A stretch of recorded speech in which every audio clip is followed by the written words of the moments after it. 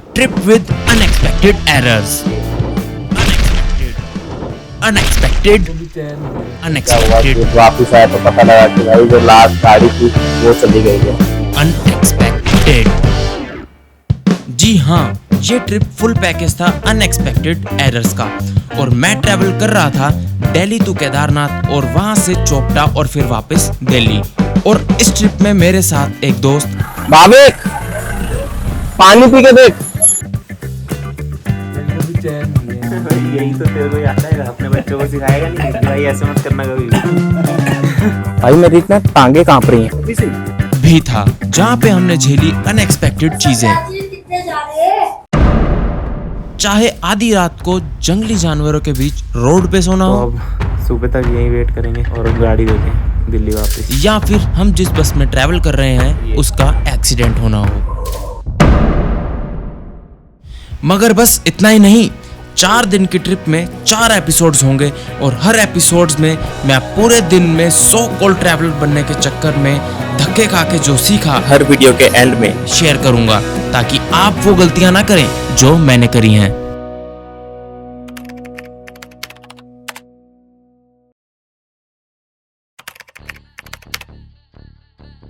आखिरकार 14 घंटों के ट्रैक के बाद हम 3 घंटे सोकर फाइनली उठ गए और आगे बढ़ने लगे अपनी जर्नी कंप्लीट करने के लिए। रास्ते में हेलीकॉप्टर देख के पूछा कि कितने का होता है ये हेलीकॉप्टर। तब पता चला 3-4 महीने पहले बुकिंग कराओगे तब मौका मिलेगा, और 11,000 में आना जाना, वो भी सेम डे। जितना मेरी ट्रिप का बजट था उतने का तो इसका किराया। मगर मन को समझाया कि हम तो जवान हैं, हमें क्या ज़रूरत, फिर एंडी भी तो नहीं मिलता। और इतने में एकदम से सामने देखा और ऐसा लगा जन्नत में आ गया हूँ।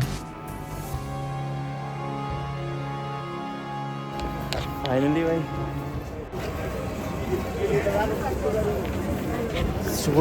14 घंटों की ट्रैकिंग, 10 सालों का इंतज़ार और सारी मेहनत देख के मज़ा आ गया। बस फिर बढ़ चले आगे। मगर हमें नहीं पता था कि सुबह 3 बजे से ये लाइन लगी हुई है और 6 बजे तक ये 1.5 किलोमीटर लंबी हो जाएगी। शुरू में तो जोश पूरा था और उम्मीद थी कि जल्दी फ्री हो जाएंगे, मगर 2.5 घंटे लाइन में लगने के बाद हमें पता चला कि हमारे पास VIP का भी ऑप्शन था।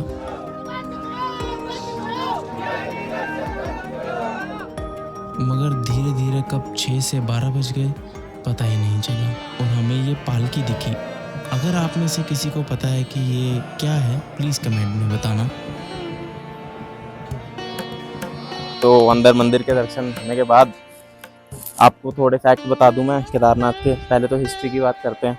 हिस्ट्री तो यही है इनकी कि जब महाभारत के बाद पांडव थे, उन्होंने उस टाइम के ऊपर बहुत ज़्यादा ही मतलब युद्ध जीतने के लिए बहुत सारे उन्होंने वध किए थे। उसके बाद फिर उनको नींद ना आए, मतलब उनको नाइट में इस टाइप पछतावा था।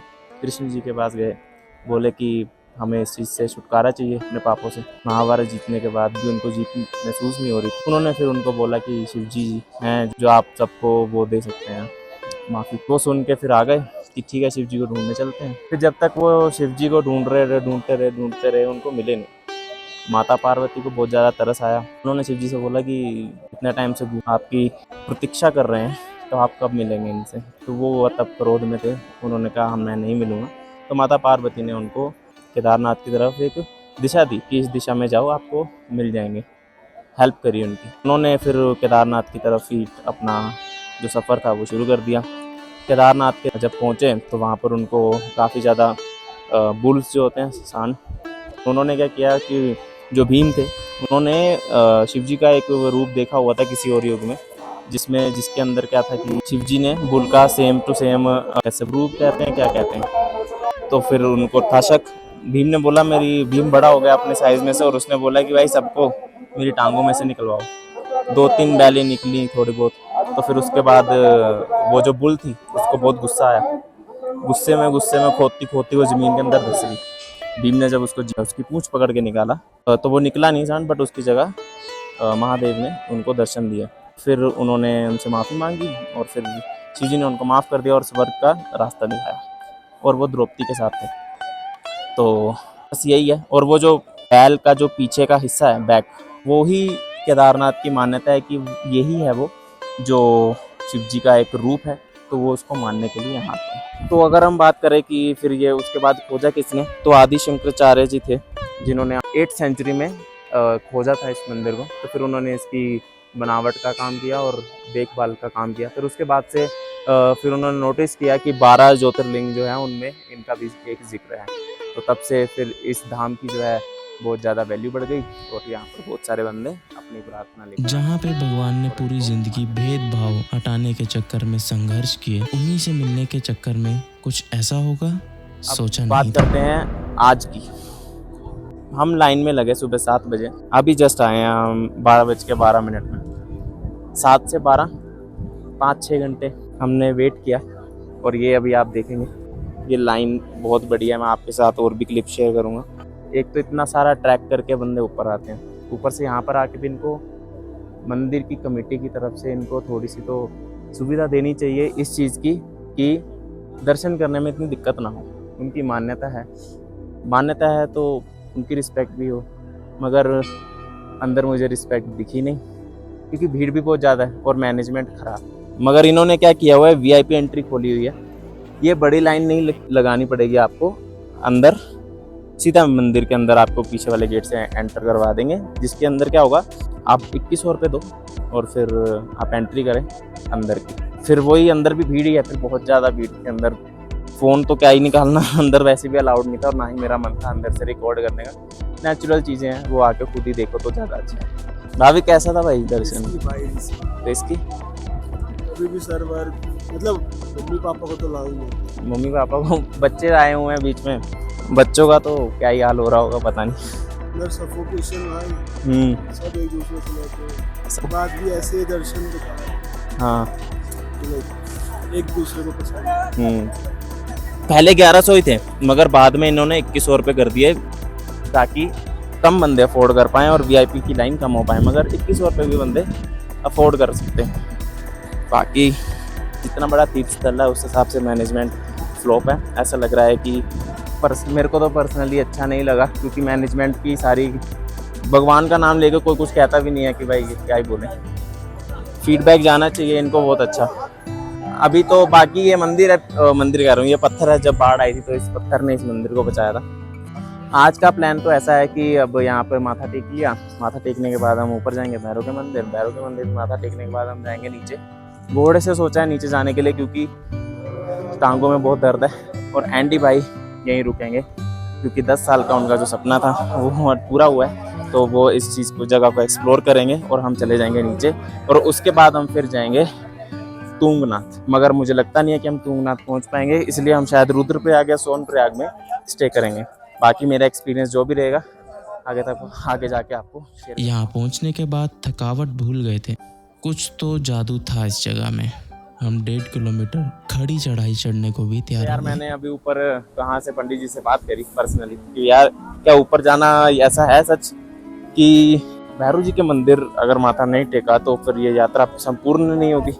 बोलते ये बुलशिट है, ऐसी कोई बात नहीं है, ये सब एक मिथ है। वैष्णो देवी में ऐसा माना जाता है, बट यहाँ नहीं। जिन्होंने जाना है जाओ, और अगर टेकना ही है माथा, जो नहीं जा सकते, पीछे एक मूर्ति भी लगी हुई है केदारनाथ के वहीं टेम्पल के पीछे, तो ठीक है। बाकी मैंने पूछा इनका रोल क्या था भैरव बाबा का, तो उन्होंने मेरे को बताया कि भैरव बाबा का जो रोल था वो सिर्फ इतना ही था कि घंटी बजा लेते।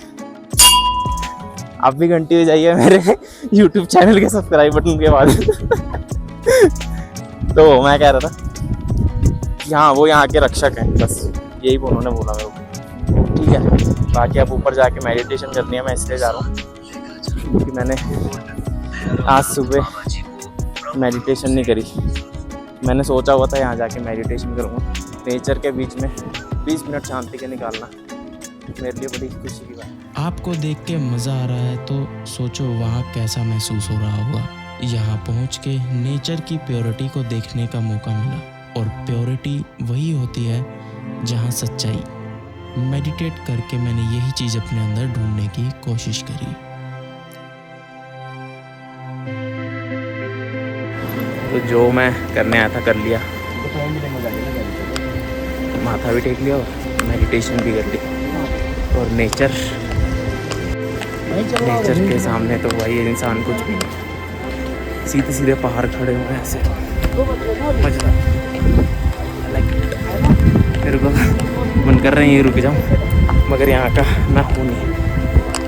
यहाँ पहाड़ी चढ़ चूड़ उतर बड़ा मुश्किल है भाई, मैं नहीं कर पाऊँगा, मेरी लातें दर्द हो रही हैं अभी तक ठीक नहीं। चलो अभी हम बैग लेके अपने और फिर वहाँ से हम निकल जाएंगे नीचे पहुँच के लोगों को परेशानी में देखा और पता लगा कि मंदिर बंद होने की वजह से उनको 2 घंटे उसी लाइन में बैठना पड़ेगा और उसकी वजह से उनको भूख का सामना भी करना पड़ रहा था, क्योंकि वो भी 3-4 घंटे से ऑलरेडी उसी लाइन में लगे हुए थे। लगे थे सुबह 7 बजे, 12 बजे जाके अंदर गए और 12 बजे मंदिर हो गया बंद। अब 12 से 2 तक बंदे बीच में, वो जो 2 किलोमीटर की लाइन है वहीं बैठे रहेंगे। 2 बजे फिर खुलेगा, 5 बजे बंद हो जाएगा। 5 बजे तक इन्होंने निपटाने। अंदर गया, मैंने पैसे दिए इनको, मतलब एक जगह पे जहाँ पे एंट्री होती है ना, पीछे देखो जहाँ पे एंट्री हो रही है, यहाँ पे प्रसाद मांगा उन्होंने, पैसे दिए। अंदर गया, पैसे मैंने बोला दिए तो सही पीछे, अरे नहीं हो यहाँ पीछे नहीं देने थे। मैं कहा ठीक है, मैं आगे गया। अंदर फिर एक वो जो है उनका दूसरा स्वरूप, हम वहाँ पर गए। वहाँ पर भाई पाजी पैसे दो, पैसे मैं क्या दे दिए मैंने, अच्छी शुरुआत में दे दी, कह रहे वहाँ नहीं देने यहाँ पे भी दो। और धक्का मुक्की तो ऑन टॉप, जो चीज़ मांगनी पड़े वो फ़ायदा नहीं है। आप काम ऐसे करो कि बंदा खुद दे। वीआईपी लाइन लगाने से अच्छा इनको कोई ऐसा मैनेजमेंट बनाना चाहिए जिससे ये जो नॉर्मल लोग हैं, तीर्थ यात्री हैं, इतनी नीचे से मुश्किल चढ़ाई करके ऊपर आते हैं, उनको आराम से दर्शन हो जाएं, ना कि 2100 रुपये दे के स्पेशल एंट्री खोलें। बुरा लगता है अगर ऐसा, मेरे को लगता है कि भगवान ने तो कभी ऐसा किया ही नहीं। वो तो सब कहते हैं कि सब एक बराबर है, मगर अगर फिर भी ये चीज़ हो रही है तो इसके ऊपर उंगली उठनी चाहिए मेरे हिसाब से तो। और इनको ये वीआईपी लाइन बंद करके अपनी कोई ऐसी सिस्टम बनाना चाहिए जिससे सारे आराम से दर्शन कर पाएँ, ना कि गरीबों को अलग और वीआईपी को अलग। चलो वीआईपी खोल भी लेते हैं, प्राइम मिनिस्टर, सीएम, कोई सेलिब्रिटी, वो हम मान सकते हैं कि वीआईपी है, बट 2100 वाला वीआईपी कौन होता है? तुम्हारा क्या कहना है बाबू? मन तृप्त हो गया। मन तृप्त, इनका तो 10 साल का सपना था। वो तो मैंने अंदर गया, मैं तुमसे पहले निकल गया, तो मैंने उधर जाके वो पंडित को बोला भैया अच्छे से दर्शन करने दो, वो साइड में सरक गया, मैंने पूरे शिवलिंग को ऐसे पकड़ लिया। है भाई? हाँ चलो। उसके पहले मैंने वीडियो भी निकल ली। उस पे तो काफी सारी राख लगी थी, गंदे नहीं हुए कपड़े? कपड़े गंदे नहीं हुए तुम्हारे? राख लगी थी इसमें बहुत सारी। नहीं, राख लगाने से जस्ट पहले। अच्छा। हाँ, फिर मैं पीछे आया वापस, फिर राख डाली, मैंने बोला यार राख लगा लेता हूँ। हाँ। फिर जाके वापस राख लगा। हाँ, मैंने पूछा अंदर कि ये राख क्यों लगाता है, वो बोलते कि उनको पसंद है शिव जी को राख। हाँ। चलो। ऐसे ही खट्टे मीठे पल इकट्ठे करके हम तैयार थे नीचे उतरने को। तो अभी हम नीचे उतर रहे हैं, तो घोड़ा बुक कर लिया एक, और 250 रुपये का घोड़ा हुआ, बाकी एक सोवेनियर लेना अपने लिए। और टाइम आ गया था आनंद को अलविदा करने का। हैंडी भाई। अच्छा लगा यार ना, सच में बहुत हेल्पफुल तो था, लेकिन हॉनेस्टली इतना जल्दी मैं जैसे किसी के साथ कनेक्ट इतना क्लोजली नहीं होता। टाइम टू टाइम के लिए वो 2-5 मिनट के लिए ठीक है, लेकिन उसके बाद मेरा सच में रुकने का मन नहीं था। मेरा ऐसा था तुम जा रहे हो मैं भी नहीं करता, तुम जा रहे हो मैं तो तुम्हारे साथ, तुमने कभी प्लान कर लिया। मेरे को यही लगा ही नहीं भाई कि हम यहाँ पे मिले। सच में ऐसा लग रहा था कि पहले से अपन दोस्त थे। चलो ठीक है यार, चलते हैं फिर। Bye bye, see you, love you guys, love you, bye bye bye. शुक्र है इस बार किसी का फर्ज बीच में नहीं आया और मैंने अपने मन की बात अच्छे से कह दी। उम्मीद करता हूँ एंडी अपने आगे की मुश्किलों से भी ऐसे ही डट के सामना करता रहेगा और हम 1600 रुपये एक घोड़े का देकर नीचे की ओर निकल पड़े, ढेर सारे खतरे और लोगों के मरने की कहानियाँ दिमाग में लेकर। ये जो रास्ता है बहुत संकरित है, यहीं से कल मैं फिसलते फिसलते बचा था। अगर फिसलता तो नीचे गिरता, इसलिए मैंने सोचा कि यार थोड़े पैसे जेब से निकाल लिए जाए।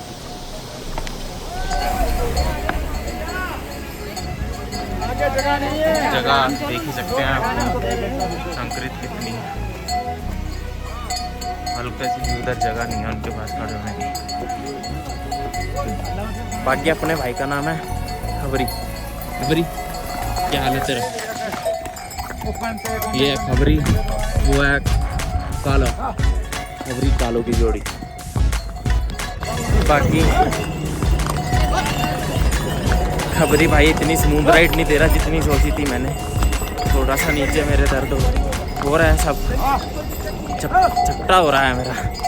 आई ना, अभी तो बहुत सारा रास्ता पड़ा मगर स्पीड बड़ी जल्दी कवर करिए। अभी हम बहुत ऊपर थे, अब तो बेस कैंप भी नज़र आ रहा है बेस कैंप, मगर अभी थोड़ी देर से बेस कैंप भी नज़र नहीं आ रहा। सिर्फ इसने आधे घंटे के अंदर अंदर हमें इतना सारा नीचे उतरवा दिया। लेट्स सी आगे क्या होता है। बाकी टांगे तो दर्द हो ही रही थी, खबरी ने और सब कुछ दर्द करवा दिया मेरा। भाभी तेरा अभी तक कुछ दर्द हुआ क्या?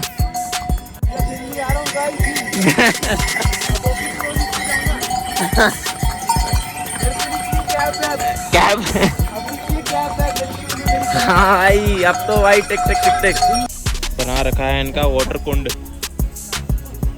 In the Midway. भाई तुम एक जाति बता रहे थे ना जिसमें वो घोड़े को बहुत मारते हैं, वो कौन है? बंजारे। क्यों मारते हैं वो घोड़ों को? अच्छा, खिलाते नहीं है उनको? खिलाते पिलाते नहीं है बंजारे लोग, और मारते हैं बस। बाकी हमारे भैया लोगों ने एक बार भी नहीं मारा वगैरह इनको, तो बस हल्का सा बीच में जगाना पड़ता है इनको, हल्का सा। ये कह रहे सोते सोते चलते चलते सो जाते हैं ये जगाने के लिए थोड़ा करना पड़ता है। बाकी मैं चाह रहा हूँ नीचे जाके करता हूँ। अपने पाप की बाजी बना के हम शाम को 6 बजे गौरीकुंड पहुँचे और आगे सोनप्रयाग की तरफ जाने की तैयारी में थे। भाई ने बिल्कुल 3 घंटे में नीचे पहुंचा दिया गौरीकुंड में। अब आगे टैक्सी लेके हम सोनप्रयाग जा रहे हैं। चलो टैक्सी लेके सोनप्रयाग से अगर टैक्सी मिलेगी तो चौपटा जाएंगे, वहीं पर आप तो फिर वहाँ से हम जाएंगे चौपटा में जो है टेम्पल तुंगनाथ। स्टे हम कोशिश करेंगे तुंगनाथ में करें, अगर नहीं मिला तो फिर सोनप्रयाग में करेंगे। जहाँ पे गाड़ियाँ चलनी बंद हो चुकी थी, बस बद्रीनाथ की तरफ लास्ट गाड़ी जा रही थी और उस गाड़ी का ड्राइवर हमें चौपटा छोड़ने के लिए रेडी था और वहां पहुंचने के बाद हमें छोड़ के पीछे से भाग गया। और हम ऐसी जगह खड़े थे जहां 50 मीटर दूर ही हमने लेपर्ड देखा था। जंगली जानवरों के बीच सुनसान रोड पर जब हम पहुंचे तो हमारी कुछ ऐसी हालत थी। तो गाइस कुछ हुआ भाविक?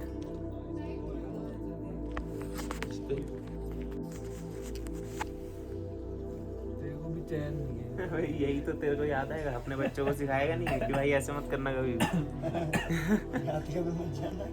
ऐसा होता है। हमारे साथ क्या हुआ, हम निकले केदारनाथ से, नीचे आए सोनप्रयाग में हम टैक्सी ढूंढ रहे थे उसके लिए, चौपटा के लिए। तो चौपटा के लिए तो मिली नहीं ना, उसके लिए रुद्रप्रयाग के लिए मिली। हमने कहा आधा रास्ता कवर हो जाएगा। तो फिर एक बंदा आया, वो बोला कि भाई चलो मैं बद्रीनाथ जा रहा हूँ, रास्ते में पड़ता है चौपटा, छोड़ देंगे। तो हमने कहा चलो ठीक है, 1000 भी लिया, चलो चल पड़े। कह रहा होटल दिलवा दूंगा, ले आया होटल। उसने जो जिसकी बात कर गया था वो होटल फुल है, और यहाँ पे फिर हमने बाकी होटल देखे, सारे फुल है।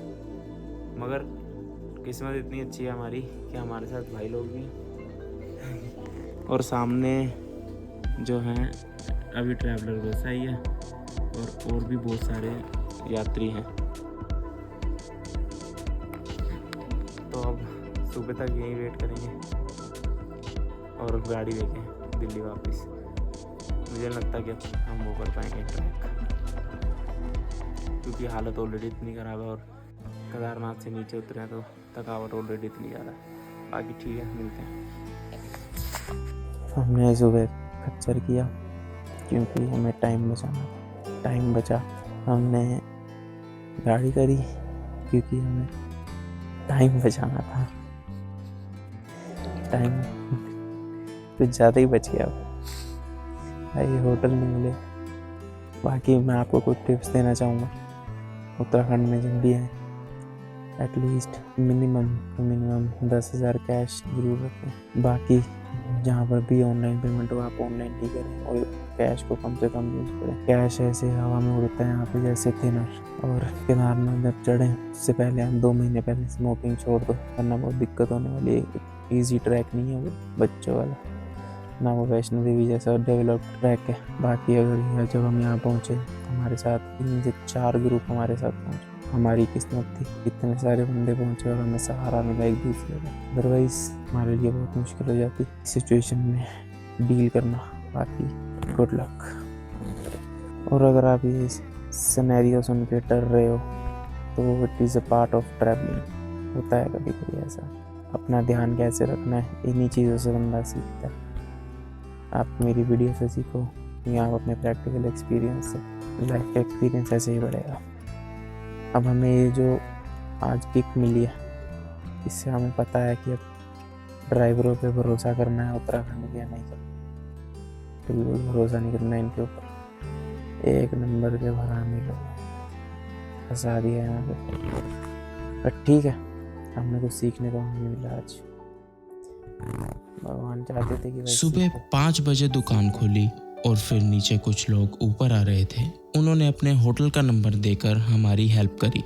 आज का ये थका देने वाला दिन कुछ इस तरह ख़त्म होगा मेरे लिए बहुत अनएक्सपेक्टेड था।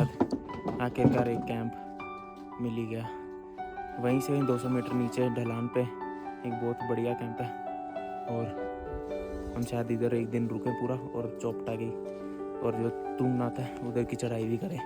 बाकी अभी बहुत थक गए हैं, सोएंगे, रेस्ट करेंगे। बाकी ये वाला रूम कह रहे हैं इतना अच्छा नहीं है, मगर सुबह 12 बजे तक वो वाला खाली हो जाएगा। इनका 2 है कैंप, एक वो वाला बेटर है। अभी थोड़े घंटे पहले हम प्लान कैंसिल करके घर जाने की सोच रहे थे और अब हमारे साथ आगे क्या क्या होगा इस सीरीज में लास्ट एपिसोड में आपको पता लगेगा। बने रहिएगा। बाकी ये कैंप इतना सही नहीं है बट ऊपर वाला शायद सही है। चलो अभी सो जाएंगे। तीसरे दिन के एक्सपीरियंस को देख के आपने क्या सीखा कमेंट में बताइएगा और मैं आपको वीडियो में बताता हूँ। खैर आज की मेरी 4 लर्निंग्स रही हैं। पहली, पेशेंस का फ्रूट मीठा है पर थोड़ा लेट मिलता है। लंबी लाइन थी, स्लो टाइम था। पेशेंस ज़रूरी है वरना फ्रस्ट्रेशन ही मिलेगी। दूसरी लर्निंग, वीआईपी पास नहीं दिल ज़रूरी है। भगवान के दर्शन पैसों से नहीं आस्था से होते हैं और कहते हैं ना हर चीज़ पैसों से नहीं खरीदी जाती। और तीसरी लर्निंग, हेल्प कहीं से भी आ सकती है। कैब वाला चाहे भाग गया हो बट थोड़ी ही देर बाद, थोड़ी नहीं मतलब ज़्यादा देर बाद हमें किसी से तो हेल्प मिली। और मेरी last learning, rest to reset. हर चीज़ मुश्किल होती है जब आप थके होते हो। रेस्ट लेकर रीसेट हो जाओ तो डबल पावर मिलती है। और एट द एंड मैं यही कहूँगा, ज़िंदगी भी ट्रैक की तरह अनएक्सपेक्टेड है। प्लान फेल तो होते हैं पर कहानियाँ भी बनती हैं जो हमारे साथ लाइफ टाइम रहती हैं। और उन कहानियों से आप क्या सीखते हैं वो मैटर करता है। आपका प्यार मेरे दोनों एपिसोड्स पे बहुत अच्छे से बरसा। उम्मीद करता हूँ आज का एपिसोड देख के भी आपको उतना ही मज़ा आया होगा। नरक तो आपने देख ही लिया मगर स्वर्ग देखना अभी बाकी है, जो कि आपको दिखेगा अगले एपिसोड में, जो कि मेरा लास्ट एपिसोड होगा। इस वीडियो को प्यार दिखाएं ताकि मैं अकेला मेहनत करता हुआ अगला पार्ट जल्दी लाऊं। और अगर आपको ये वीडियो अच्छी लगी हो, कुछ सीखने को मिला हो तो लाइक शेयर सब्सक्राइब करना मत भूलिएगा।